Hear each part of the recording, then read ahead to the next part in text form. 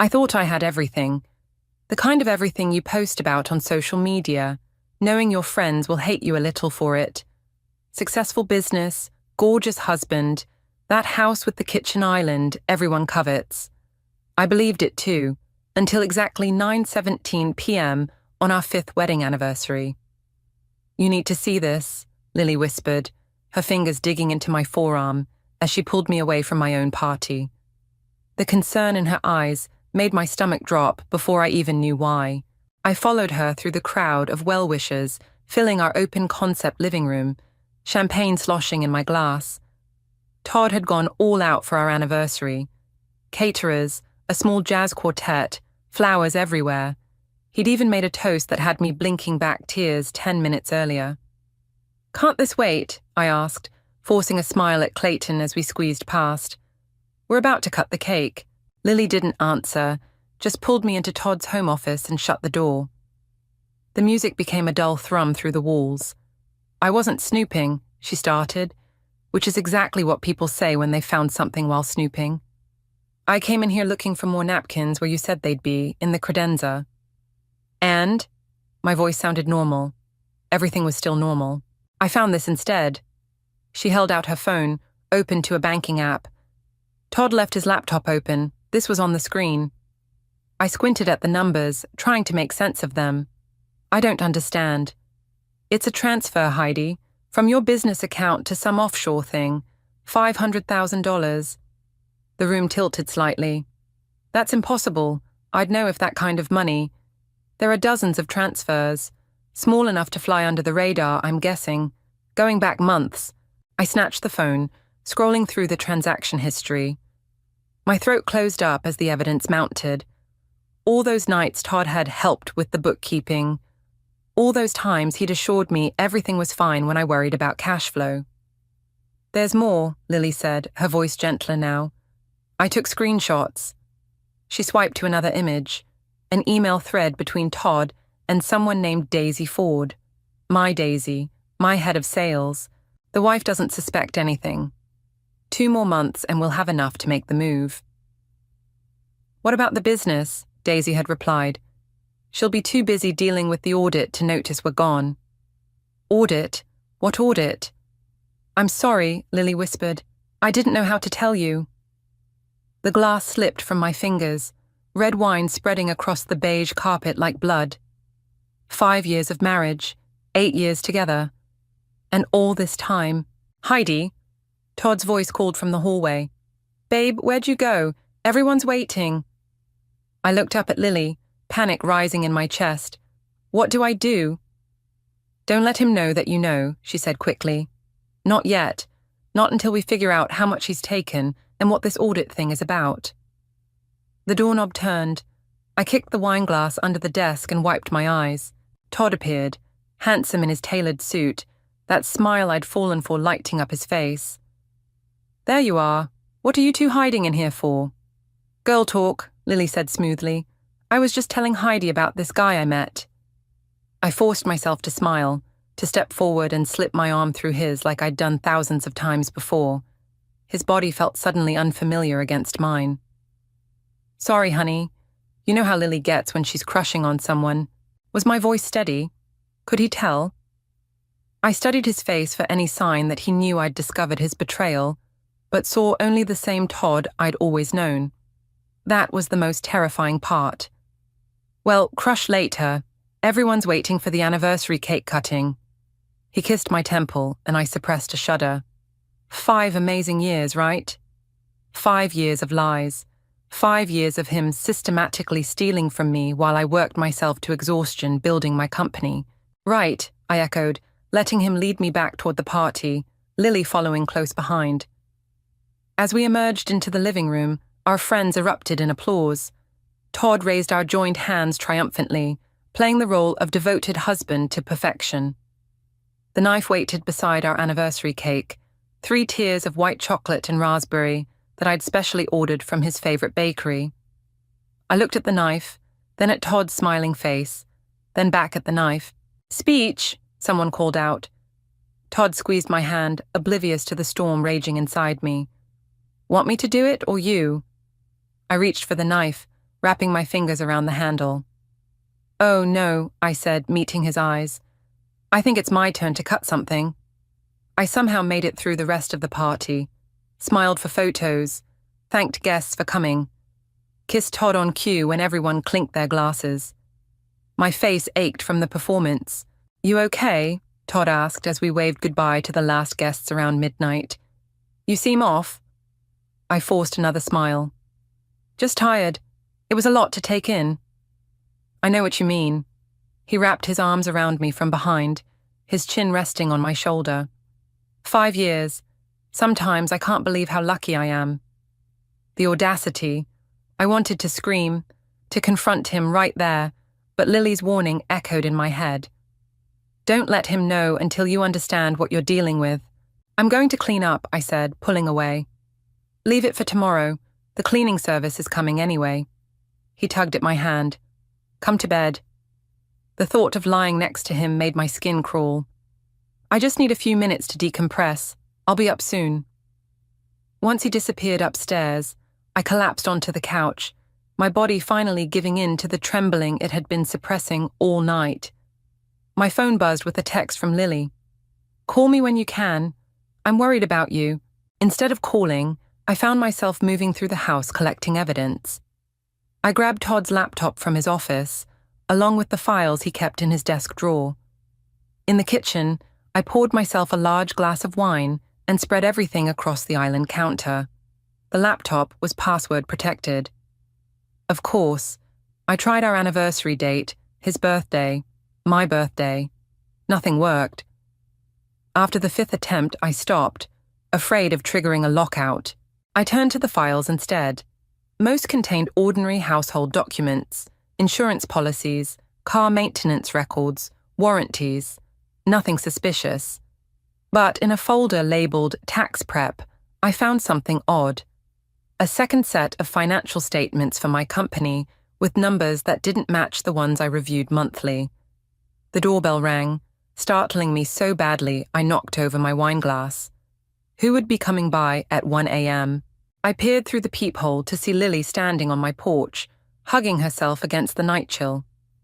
"I couldn't sleep," she said when I opened the door. "I kept thinking about your face when you saw those transfers." I pulled her inside quickly. "Todd's upstairs. He thinks I'm cleaning up." "Has he said anything?" "Nothing. He's acting completely normal." I led her to the kitchen, showing her the documents I'd found. "Look at this. These aren't the real numbers for my company." Lily studied the papers, her brow furrowed. "It looks like he's been keeping 2 sets of books. One for you, one for something else." "The audit," I whispered. "He mentioned an audit in those emails. What if he's setting me up to take a fall for tax fraud?" The realization hit me like a physical blow. This wasn't just about stealing money. He was creating a paper trail that would implicate me. "Heidi," Todd's voice called from upstairs. "Who are you talking to?" Lily and I froze, staring at each other in panic. "It's just Lily," I called back, quickly gathering the papers. She forgot her phone. Heavy footsteps on the stairs. I shoved the documents into Lily's purse just as Todd appeared in the kitchen doorway, wearing only his pajama bottoms. "Hey, Lily," he said, seeming genuinely surprised. "Everything okay?" "Sorry to drop by so late," she replied smoothly. "Left my phone somewhere in the chaos. Heidi found it for me." I held up her phone as evidence. She'd actually left it on purpose, anticipating this might happen. Todd yawned. "No problem." "Heidi, are you coming to bed soon?" "In a minute." After he retreated upstairs, Lily gripped my hands. "You need help, professional help." "What, like therapy?" I almost laughed. "No, like someone who knows how to handle financial fraud. I have a friend, Warren. He's a private investigator who specializes in this kind of thing." "A private investigator? Isn't that a bit extreme?" Lily's expression hardened. "He's stealing your money and setting you up to take the blame for his crimes. How much more extreme does it need to get?" She was right. The Todd I thought I knew, the man who supported my dreams, who celebrated my success, was a fiction. The real Todd was systematically destroying everything I'd built. "Okay," I said, my voice steadier than I expected. "Set up a meeting." After Lily left, I stood in our kitchen, surrounded by the remnants of our anniversary celebration. 5 years of what I thought was love, reduced to a criminal conspiracy. I climbed the stairs slowly, each step requiring deliberate effort. Todd was already asleep, his breathing deep and even.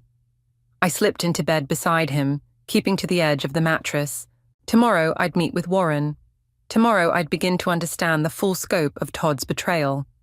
Tomorrow I'd start planning how to save myself. But tonight, I lay awake beside the stranger I'd married, plotting my first move in a game I never wanted to play. I met Warren at a coffee shop 15 miles from my house, far enough that I wouldn't run into anyone I knew. He didn't look like a private investigator, no trench coat, no world-weary expression, just a middle-aged man in a sensible blazer with kind eyes and a firm handshake. "Lily filled me in on the basics," he said after we'd settled at a corner table. "But I need to hear everything from you." I'd barely slept, spending the night rehearsing what to say to Todd in the morning. I'd settled on a half-truth, a supplier emergency requiring my immediate attention. He'd kissed me goodbye without a hint of suspicion. "My husband is stealing from my company," I said, the words still feeling surreal. "And I think he's setting me up to take the blame for tax fraud." Warren didn't react with shock or pity. He simply nodded and took out a small notebook. "Walk me through what you found so far."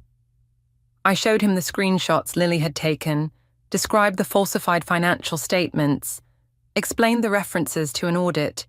With each detail, the knot in my stomach tightened. "How much do you think he's taken?" Warren asked. "I don't know exactly. The transfers Lily found total around $500,000, but there could be more." Warren whistled softly. "And your company, how's it doing financially?" "We're profitable, growing steadily." I twisted my wedding ring, a nervous habit I suddenly couldn't stand. I slipped it off and dropped it into my purse. At least I thought we were. "Who handles your accounting?" "I have a bookkeeper, Esme. She's young but brilliant. Todd. He reviews everything before it goes to our accountant." My voice caught. I trusted him. Warren's expression softened. "That's not your fault, Heidi. People like your husband count on that trust." "People like my husband," I repeated. The phrase felt like a slap. "What do we do now?" "First, we need to understand the full extent of what he's done. I'll need access to your business records, bank statements, tax filings, everything." My phone buzzed with a text from Daisy. "Need to discuss Q3 projections. Lunch today?" Daisy, Todd's accomplice, my supposed friend and colleague. I showed Warren the message. "She's working with him. I saw the emails." "This could be an opportunity," Warren said, leaning forward. "Meet with her. Act normal. See what information you can get. You want me to spy on her? I want you to protect yourself. Right now, information is your best defense." I agreed to meet Daisy at 1 p.m., then spent the next hour giving Warren every password, account number, and business detail I could remember. By the time we finished, I felt hollowed out. "One more thing," Warren said as we prepared to leave. "Don't confront Todd yet. People get desperate when cornered, and desperate people make dangerous choices." The warning sent a chill through me. I'd known Todd for 8 years, married him, built a life with him. Was Warren suggesting he might hurt me? "I need to get to my office," I said, suddenly needing to be somewhere familiar, somewhere that still felt like mine. The fashion design studio that served as headquarters for my company had always been my sanctuary. Today, it felt like enemy territory. Who else was involved in Todd's scheme? Who could I trust? Esme looked up from her computer as I entered. "Morning, Heidi. I wasn't expecting you today." Esme had joined the company 3 years ago as an intern and quickly proved herself indispensable. At 28, she managed our books with meticulous attention to detail. If the numbers were being manipulated, wouldn't she have noticed? "Just catching up on some things," I said, trying to sound casual. How are the new collection numbers looking? Strong. The fall line is already generating pre-orders. She hesitated. Actually, I've been meaning to talk to you about something. My guard immediately went up. What is it? Some of the financial reports seem off. Nothing major, just discrepancies I can't reconcile. She lowered her voice. I tried mentioning it to Todd last week when he came by, but he said not to worry about it. My heart raced. Todd was here. He doesn't usually visit the office. He said he was surprising you with lunch, but you were in a meeting. He asked to use your computer to check some numbers. Esme looked uncomfortable. I should have told you sooner. I fought to keep my expression neutral. It's fine. What kind of discrepancies did you notice? Expense allocations that don't match our actual spending. Vendor payments to companies I can't verify. She pulled up a spreadsheet. Like this one, 3 payments to Meridian Consulting. I can't find any record of services they provided. Meridian Consulting. The name meant nothing to me, but the payments totaled $75,000. Thank you for showing me this, I said, my mind racing. Let's keep this between us for now, okay? I need to look into it further. Esme nodded, relief visible on her face. I was worried I was overstepping. Never. This is exactly what I need to know. As I headed to my office, my phone buzzed with another text, from Todd this time. Hope your day's going better. Dinner tonight? I have news to share. News. What news could he possibly have that wasn't another lie? I texted back, looking forward to it. The ease with which I could now lie to him surprised me, but then I'd had an excellent teacher. Lunch with Daisy felt like the strangest performance of my life. We sat at our usual spot, a bistro 2 blocks from the office, while I pretended I didn't know she was helping my husband steal from me. The anniversary party looked amazing, Daisy said, spreading her napkin across her lap. Todd really outdid himself. I took a sip of water to steady myself. He's full of surprises. Speaking of surprises, she continued, I've been running some numbers on the expansion plan. I think we should accelerate the timeline. The expansion plan had been my dream for years, opening 3 new boutiques in key markets. Todd had always encouraged it, but now I understood why. More locations meant more money flowing through the business, more opportunities to siphon funds. I'm not sure that's wise, I said carefully. The current economic climate is perfect, Daisy interrupted. Interest rates are low, and our brand recognition has never been higher. She pulled out a folder. I've already drafted a proposal for the board. I stared at her, this woman I'd trusted with my business secrets for years. How long had she been working against me? What was her angle? That's very proactive of you, I managed. Todd thought so too. He's been incredibly helpful with the financial projections. Of course he had. I forced a smile. You've been talking to Todd about this? Just getting his input. He has such a good head for business. She tilted her head. Is that a problem? No, not at all. I just like to be kept in the loop. Daisy's phone buzzed.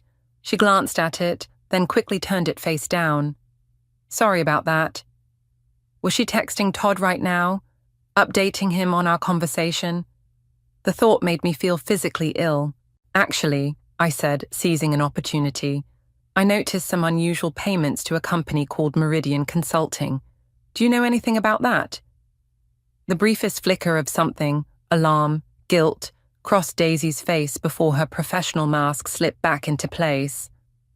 Meridian, I believe they helped with market research for the expansion. Todd handled that contract. A lie. I'd run every market research project personally. Right, of course, I said. I must have forgotten. The rest of lunch passed in a blur of small talk and business discussions that now felt hollow. When we parted ways outside the restaurant, Daisy hugged me like always. We're going to do great things together, she said. I wondered if she meant her and me, or her and Todd. Back at the office, I shut my door and called Warren. Meridian Consulting, I said without preamble. I need to know everything about them. I'm already on it, Warren replied. Esme sent me the payment records this morning. I froze. Esme contacted you. How does she even have your number? I reached out to her after our meeting. You mentioned she handled the books, so I figured she'd be a valuable resource. You went behind my back? My voice rose despite my efforts to stay calm. I'm trying to help you, Heidi. We need all the information we can get as quickly as possible. I pressed my fingers to my temples, feeling a headache forming. You should have asked me first. Would you have said yes? The question hung between us. Would I have, or would I have hesitated, worried about involving another person, expanding the circle of those who knew how thoroughly I'd been deceived? That's not the point, I said finally. The point is, Esme already suspected something was wrong. She's been documenting discrepancies for months. She's on your side. I thought about Esme's relief when I hadn't dismissed her concerns. Had she been carrying this burden alone, afraid to speak up? Fine, I conceded. What did you find out about Meridian? It's a shell company, registered 6 months ago to a P.O. box. No website, no employees, no actual consulting services. Let me guess, Todd's name is on the paperwork? No, it's registered to someone named Clayton Mitchell. Clayton. My stomach dropped. Clayton had been friends with Todd since college. He'd been at our wedding, at our anniversary party just days ago. I'd always liked him. That can't be right, I whispered. I'm sending you the documentation now. My email pinged. There it was, Clayton's name on the incorporation papers for a company that existed solely to funnel my money into someone else's pocket. There's something else, Warren continued.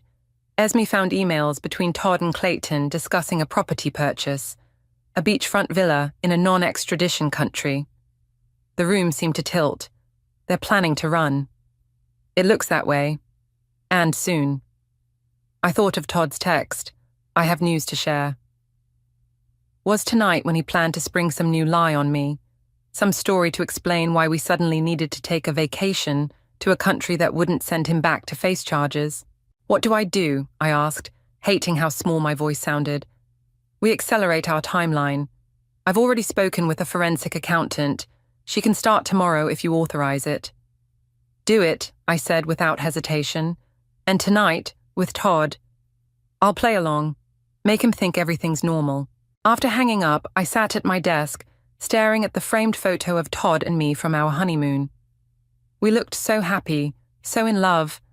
Had it all been an act? Or had he loved me once, before greed took over?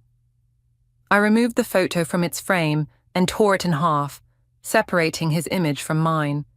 It felt childish, but also necessary, a physical representation of what was happening to my life. My phone buzzed with a text from Todd. Made reservations at Luciano's for 7. Wear that blue dress I love, giving me instructions, always controlling the narrative. I texted back, perfect, can't wait to hear your news. This time, the lie came easily. The blue dress hung on the back of my office door, like a costume for a role I no longer wanted to play. Todd's favorite, fitted, low cut, the color he said made my eyes pop. I'd worn it countless times to please him. Tonight, it felt like armor. I applied makeup carefully, covering the shadows under my eyes, evidence of sleepless nights. My phone buzzed with a text from Lily. You don't have to do this. Stay with me tonight instead. But I did have to do this. I needed to know what Todd was planning. Luciano's was where we'd had our first date.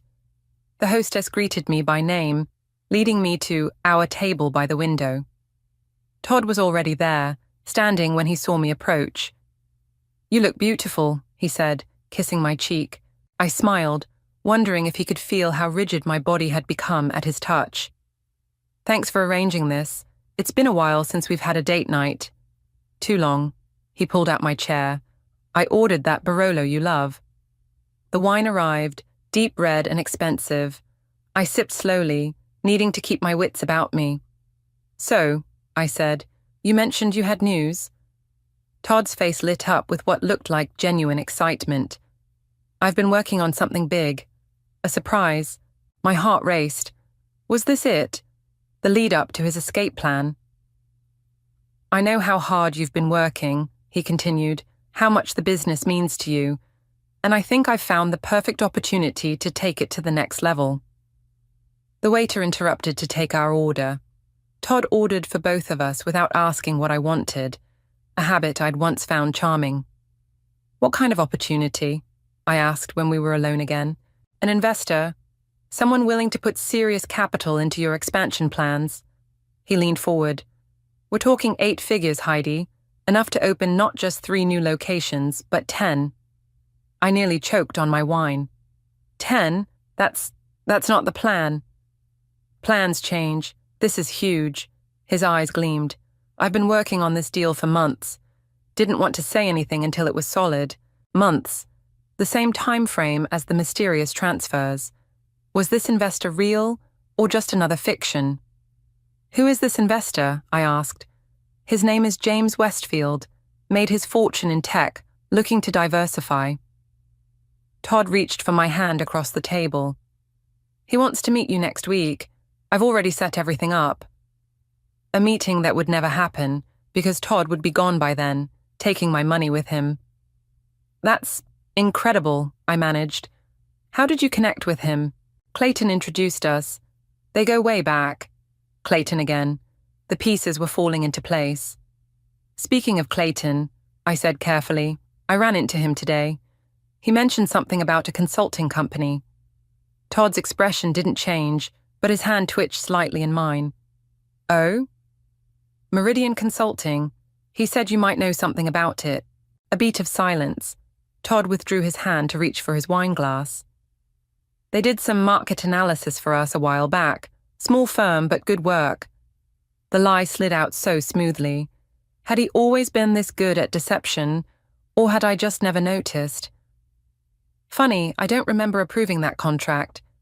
It was during that crazy period when you were finalizing the spring collection. I handled it so you wouldn't have to worry. He smiled.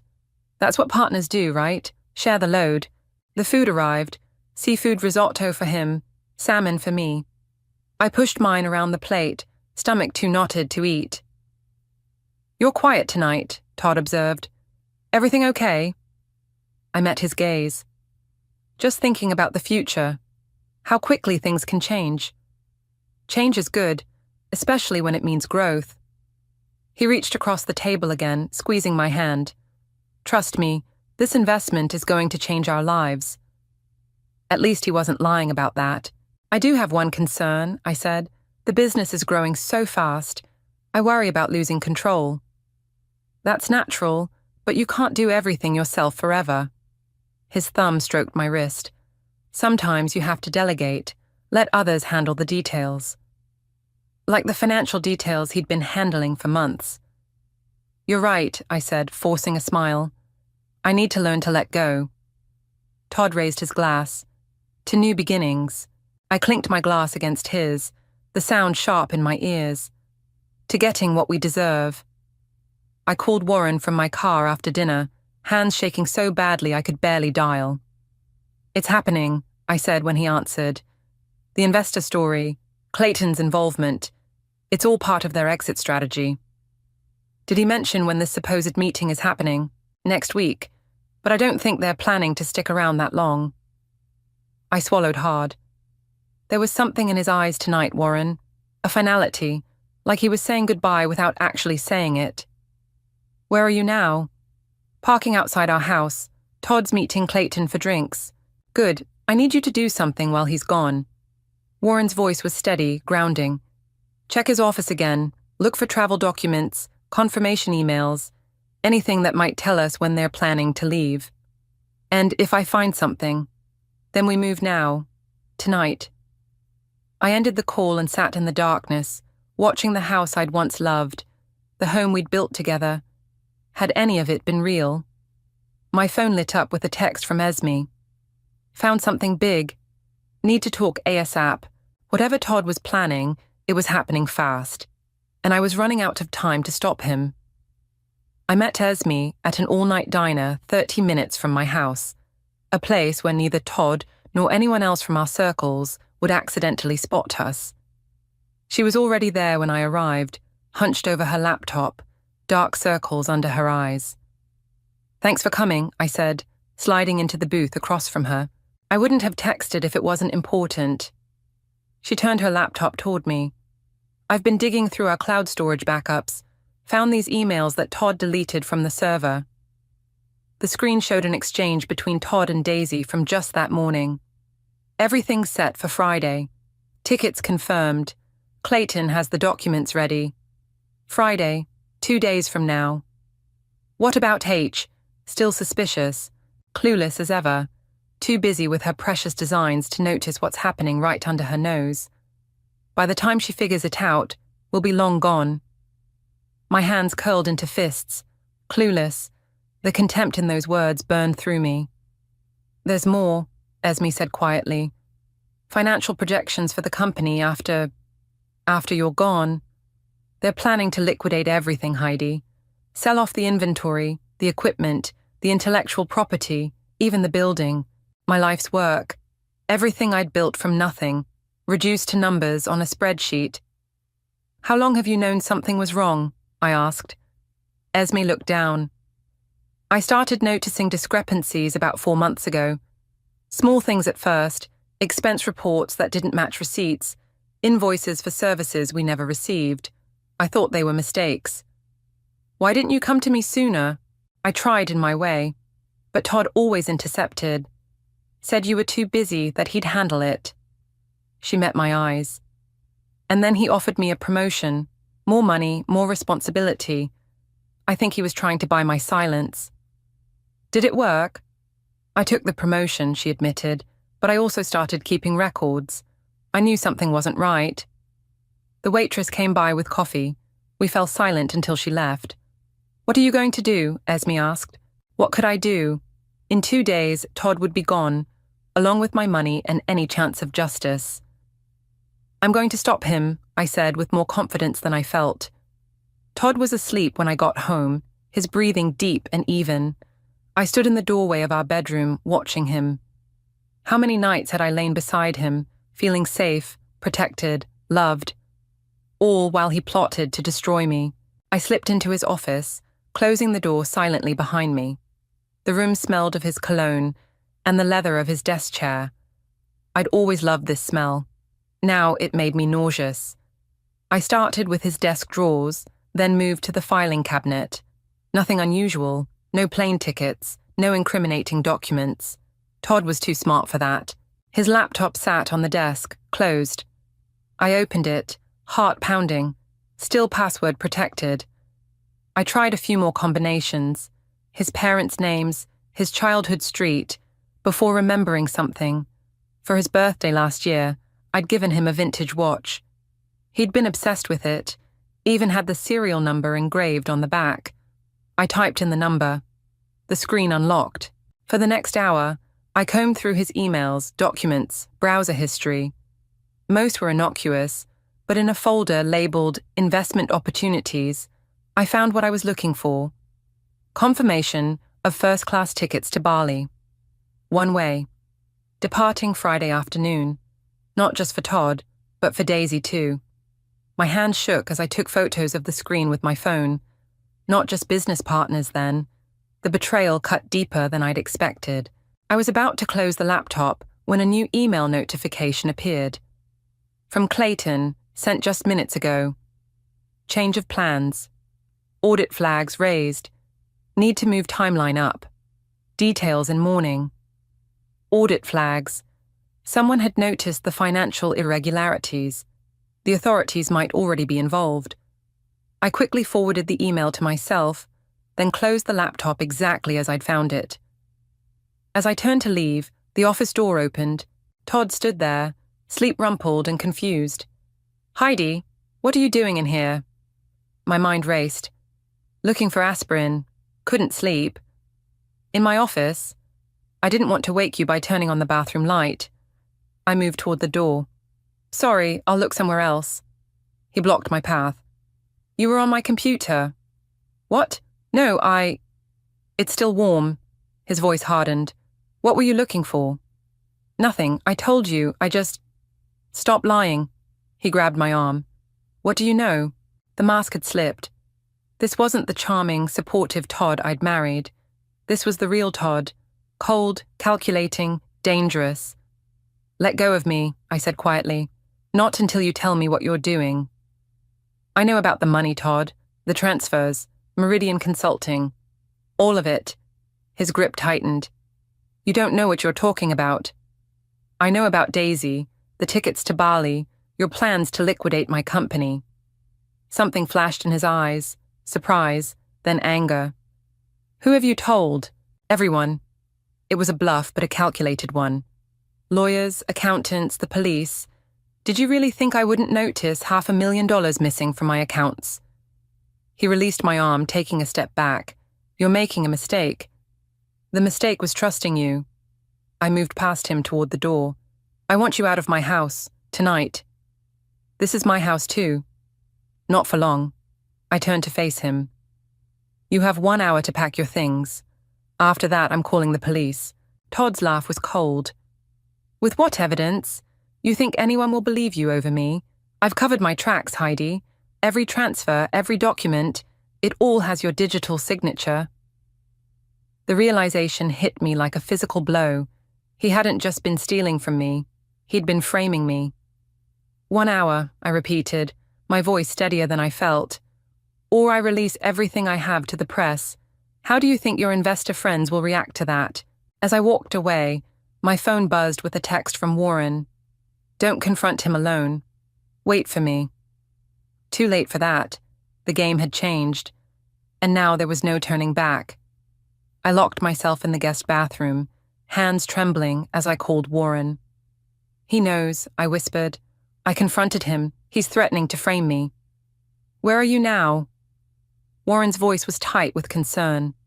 Still at the house. I told him to leave, but a crash from downstairs cut me off. He's destroying things. Get out of there. Now. I'm 20 minutes away. Another crash, followed by Todd's voice too close. Heidi, we're not finished. I don't think I have 20 minutes, I said, my voice barely audible. Is there somewhere safe you can go until I get there? I thought quickly. Lily's place. It's 5 minutes away. Go, I'll meet you there. I ended the call and texted Lily. Emergency. Coming over. Todd knows. Her response was immediate. Doors unlocked. Come straight in. I crept to the bathroom window. It was small, but I could fit through. The drop to the ground wasn't far. As I pushed it open, Todd's footsteps thundered up the stairs. Hiding won't help, he shouted. You've ruined everything. I squeezed through the window, scraping my hip on the frame, and dropped to the ground. Pain shot through my ankle, but I forced myself to run, car keys clutched in my hand. My car was parked on the street. I slid behind the wheel, started the engine, and peeled away just as Todd burst out the front door. Lily was waiting at her door when I arrived, pulling me inside and locking the deadbolt behind us. Are you hurt? She asked, noticing my limp.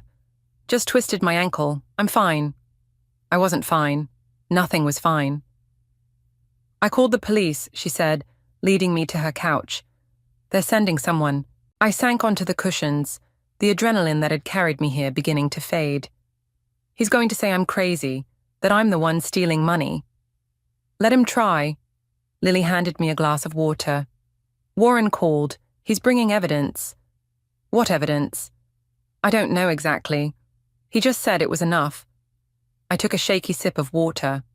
Todd said every transfer has my digital signature. How am I supposed to fight that? Lily sat beside me. By being smarter than him, which you are. A knock at the door made us both jump.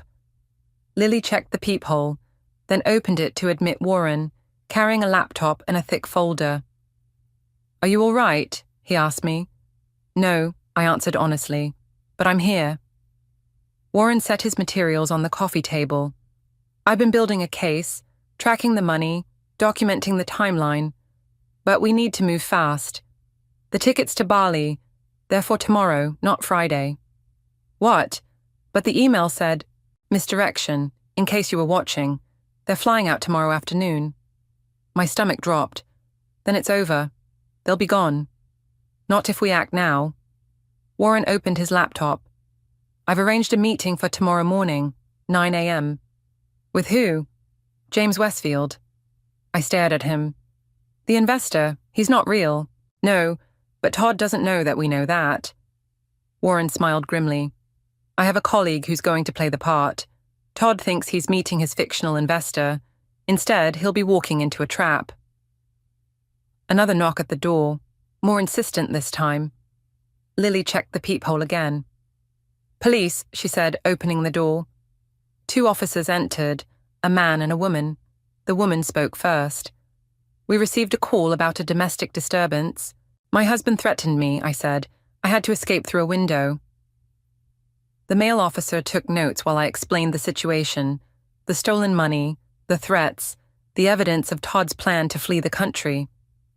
Has he physically harmed you? The female officer asked. He grabbed my arm, hard enough to leave bruises. I pushed up my sleeve to show the red marks. We'll need to take a statement, she said, and photographs of those bruises. As they documented my injuries, my phone buzzed repeatedly with texts from Todd. You're making a terrible mistake. I can explain everything. Come home and we'll talk this through. Then, more ominously, you have no idea what you've started. I showed the messages to the officers. He's escalating. We can escort you back to collect some belongings, the female officer offered, and file for an emergency restraining order. Thank you, but I'm not going back there tonight. I looked at Warren. We need to prepare for tomorrow. After the police left, Warren outlined his plan. The fake investor meeting, the evidence we'd present, the trap we'd set. What if he doesn't show? I asked. He will, Warren assured me. The prospect of one last score before he disappears, he won't be able to resist. And Daisy, Clayton, they'll be there too. All the players in one room. I thought about Todd's face when I confronted him. The cold anger, the contempt. He'd never loved me. I'd been nothing but a means to an end. I want to be there, I said, face to face. Warren hesitated. It could get ugly. It's already ugly. I met his gaze steadily. This is my life he tried to destroy, my company. I need to look him in the eye when it all falls apart. Lily squeezed my hand. Are you sure? No, I wasn't sure. I was terrified. But beneath the fear was something stronger, a determination I hadn't known I possessed. Tomorrow morning, I said, 9 a.m., I'll be ready.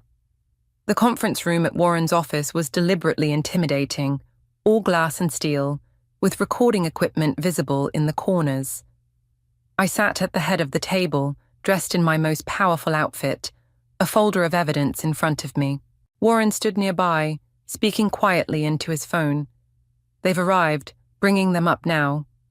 My heart hammered against my ribs. In moments, I would face the man who had betrayed me in every possible way, the woman who had helped him, the friend who had chosen the wrong side. Are you ready? Warren asked. I thought about all I had lost, and all I still had to fight for. I'm ready. The door opened. Todd entered first, his confident smile faltering when he saw me. Behind him came Daisy, then Clayton, the 3 people I had trusted most in the world. What is this? Todd demanded. Where's Westfield? I stood, steadier than I'd felt in days. There is no Westfield, Todd. There never was. His eyes narrowed. What are you talking about? I think it's time we all told the truth, I said. Don't you? The silence in the conference room felt electric. Todd recovered first, his smile returning. That same charming, confident smile that had once made me feel special. Heidi, sweetheart, this is ridiculous. He turned to Warren. I don't know what she's told you, but my wife has been under tremendous stress lately. Her business is doing exceptionally well, I interrupted, despite your best efforts to drain it dry. I opened the folder in front of me, sliding documents across the table one by one. Transfers to offshore accounts, falsified financial statements, emails between the 3 of you planning your escape. I looked at each of them in turn. Did I miss anything? Clayton shifted uncomfortably. Todd, what is she talking about? She's making this up, Todd insisted. Clayton, you know me. Would I do something like this? Like register a fake consulting company to funnel money through? I pushed another document forward.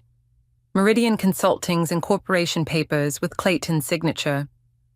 Or book one-way tickets to Bali for you and Daisy. Daisy's face drained of color.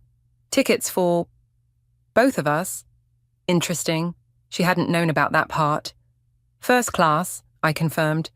Very romantic. Todd's composure slipped. This is absurd. I want my lawyer. Excellent idea, Warren said, speaking for the first time. In fact, I've taken the liberty of contacting the authorities. They're very interested in speaking with all of you. Clayton stood abruptly. I had nothing to do with this. Todd asked me to sign some papers for a business venture. That's all. Sit down, Clayton, Todd snapped. She's bluffing. There's no evidence. I pulled out my final document, a report from the forensic accountant Warren had hired. Every transaction, every email, every falsified document, it's all here, including the ones with my forged signature. Todd's eyes darted toward the door. This is a waste of time. I'm leaving. I wouldn't, Warren said mildly. There are federal agents in the lobby. Todd froze. For the first time, real fear crossed his face. You can't prove anything, he said, but his voice lacked conviction. Actually, I can. I nodded to Warren, who pressed a button on his phone. Todd's voice filled the room. Every transfer, every document, it all has your digital signature. My own voice followed. 1 hour, or I release everything I have to the press. The recording continued, capturing every damning word from our confrontation the night before. You recorded me? Todd's face contorted with rage. That's illegal. Not in our state, Warren replied. Single-party consent. Daisy stood, her professional mask crumbling. I want immunity. I'll testify against both of them. Daisy? Todd looked betrayed. What are you doing? Saving myself. She turned to me. It was his idea, all of it. He said you'd never notice, that you were too trusting. That's enough, Clayton interrupted. No one say another word until we have legal representation. Too late.